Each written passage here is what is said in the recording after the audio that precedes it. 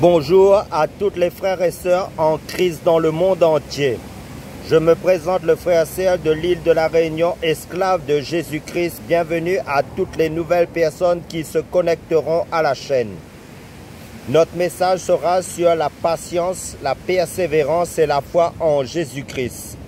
Prions frères et sœurs avant d'apporter le sujet du thème de la parole de Dieu pour la nourriture de notre âme. Père, dans le nom du Seigneur Jésus-Christ, nous te bénissons, nous te rendons des actions de grâce. Merci pour l'œuvre de la croix de ton Fils Jésus-Christ, pour le salut de nos âmes. Seigneur, édifie-nous à la lumière de ta vérité éternelle par ton Saint-Esprit, pour ta gloire, Père Céleste, au nom puissant du Seigneur Jésus-Christ. Amen. Donc, la patience, la persévérance et la foi en Jésus-Christ sont trois vertus qui, si elles abondent, grandissent en nous, se multiplient en abondance en nous, dans notre vie, feront de nous un homme parfait, une femme faite, un homme fait en Jésus-Christ, affermi et prête à toutes bonnes œuvres pour le Seigneur. Voilà la patience, la persévérance et la foi en Jésus-Christ. Voici trois vertus fondamentales dans la vie du véritable chrétien, distinctes mais indissociables l'une de l'autre. Question, que sont-elles? La patience tout d'abord peut être définie comme l'attitude qui consiste à attendre calmement la réalisation d'une chose. La patience semble dans un premier temps faire allusion à une attitude paisible, mais souvent on peut aussi croire qu'elle signifie absence d'activité. Mais imaginez-vous un individu qui soutienne sans faiblir un lourd poids et qui le soutienne longtemps.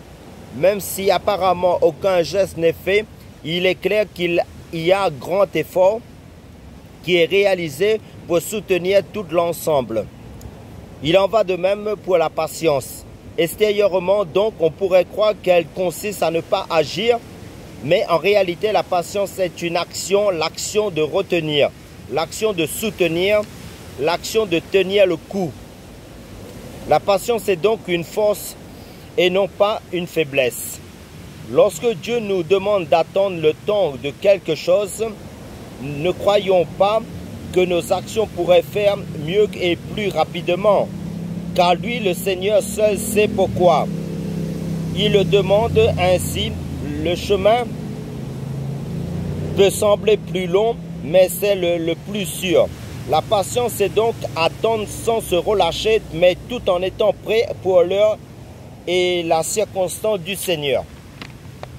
La persévérance ne s'oppose pas à la patience, mais la complète. Tandis que la patience semblait nous faire comprendre « attends, ne bouge pas ». La persévérance, elle nous dit « continue ton effort ». La persévérance, c'est en réalité le fait de continuer un effort jugé difficile, le continuer malgré une opposition, malgré quelque chose de contraire censé nous faire arrêter notre effort.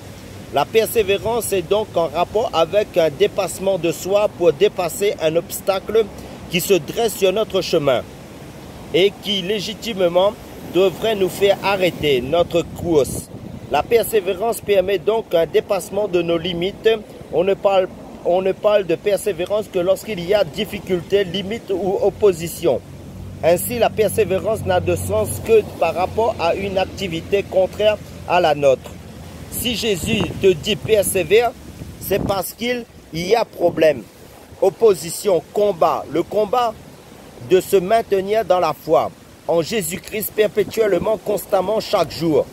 Malgré l'adversité, les épreuves, les tribulations, les afflictions, les persécutions, à cause de notre foi en Jésus-Christ. Car on ne parle pas de persévérance s'il n'y a pas problème, obstacle.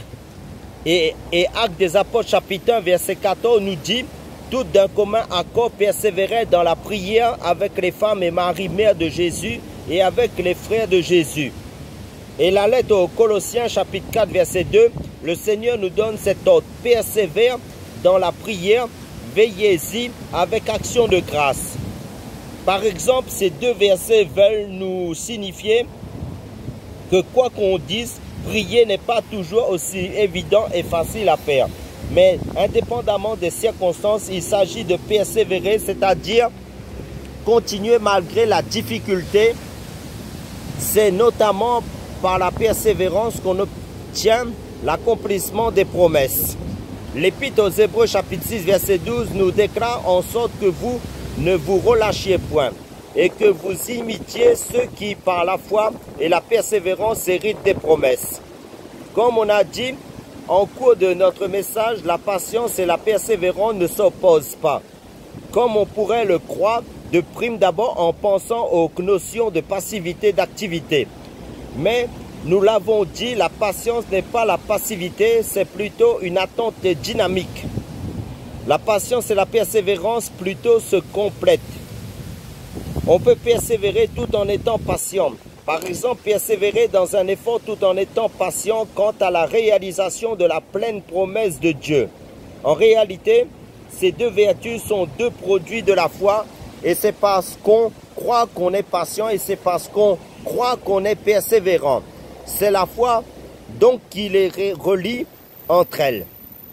La foi est enfin une forme d'illumination de notre esprit et de notre cœur par le Saint-Esprit, par la parole de Dieu, l'évangile pur de Jésus-Christ, en constance pour la nourriture spirituelle de notre âme perpétuellement qui nous fait avoir une direction et une conviction ferme vers un but fixé. C'est une détermination, une confiance et une assurance vers un but fixé. La patience, la persévérance et la foi sont trois vertus que si elles abondent, croissent, grandissent constamment dans notre vie, feront de vous un homme fait, une femme faite, affermie et prête à toute bonne œuvre pour le Seigneur. Reliées entre elles, la patience, la persévérance et la foi en Jésus-Christ, elles consolident, affermissent et fortifient notre vie chrétienne. Mais rappelons-le, nous, elle se résume finalement en ceci, la foi en Jésus-Christ. Car c'est par la grâce que vous êtes sauvés par le moyen de la foi. Et cela ne vient pas de vous, c'est le don de Dieu. Ce n'est point par les œuvres afin que personne ne se glorifie. Car nous sommes l'ouvrage de Dieu ayant été créés en Jésus-Christ pour de bonnes œuvres que Dieu a préparées d'avance afin que nous les pratiquions.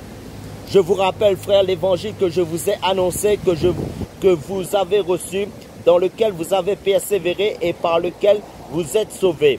Si vous le retenez tel que je vous l'ai annoncé, autrement vous auriez cru en vain. Je vous ai enseigné avant tout, comme je l'avais aussi reçu, que Christ est mort pour nos péchés selon les Écritures, qu'il a été enseveli et qu'il est ressuscité le troisième jour, selon les Écritures. Amen.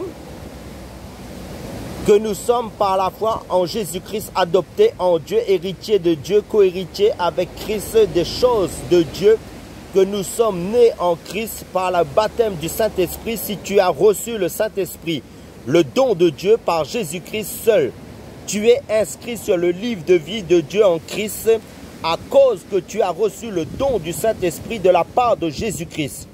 Car le Saint-Esprit témoigne à notre esprit, c'est-à-dire à notre homme intérieur, que nous sommes enfants de Dieu selon l'Épître aux Romains chapitre 8 verset 16.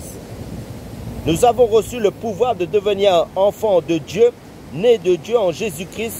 Quel privilège, quelle grâce de Dieu, tu n'es pas n'importe qui. Tu es enfant de Dieu, fils et fille de Dieu en Christ.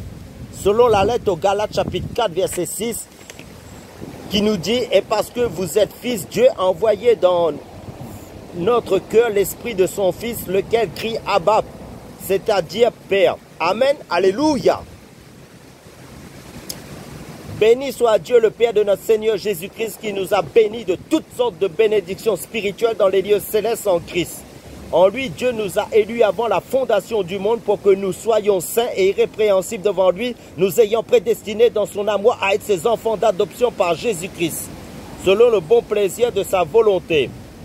Et le Seigneur nous dit dans le livre de Jérémie, le prophète, chapitre 29, verset 11, « Car je connais les projets que j'ai formés sur vous, dit l'Éternel, projets de paix et non de malheur, afin de vous donner un avenir de l'espérance. » Et tout cela se trouve uniquement en Jésus-Christ.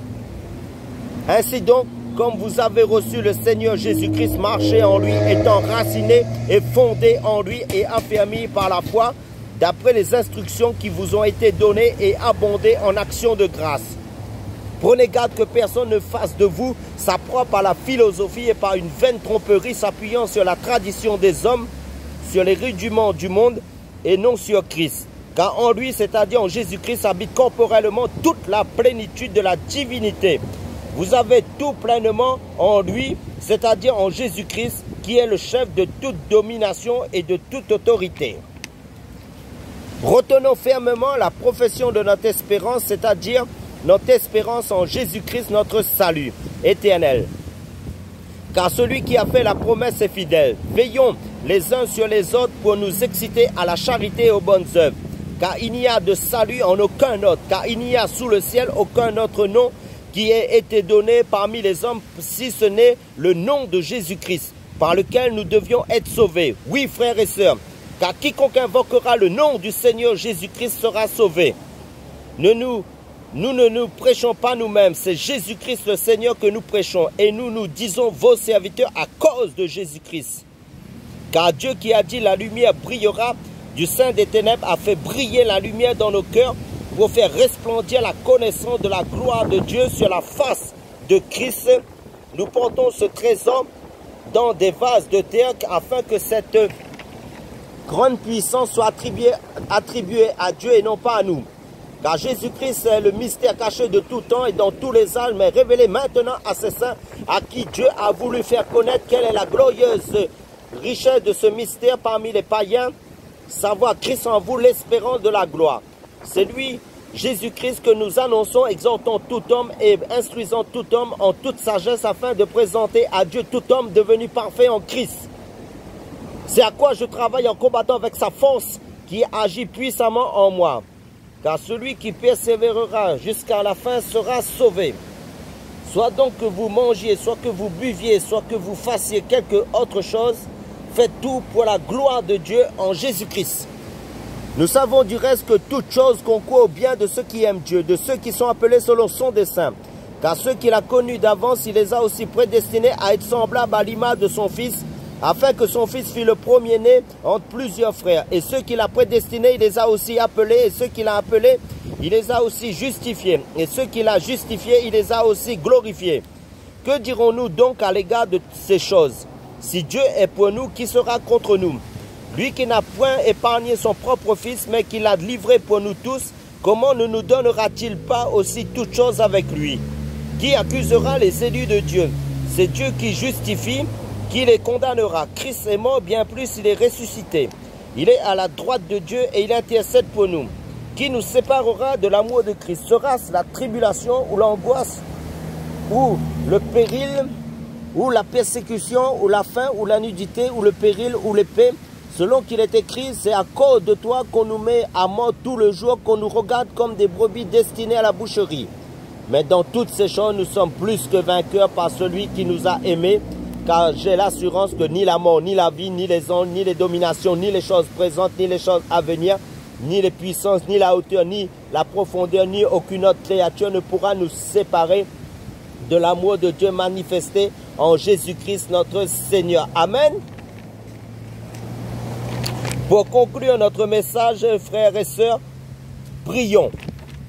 Père, dans le nom du Seigneur Jésus-Christ, nous te bénissons. Merci pour ta grâce dans nos vies. Garde chacun de nous dans la patience, dans la persévérance, dans la foi en ton Fils Jésus-Christ. Aide chacun de nous à faire ta volonté pour ta gloire. Père, chaque jour de nos vies, dans le nom puissant du Seigneur Jésus-Christ. Amen.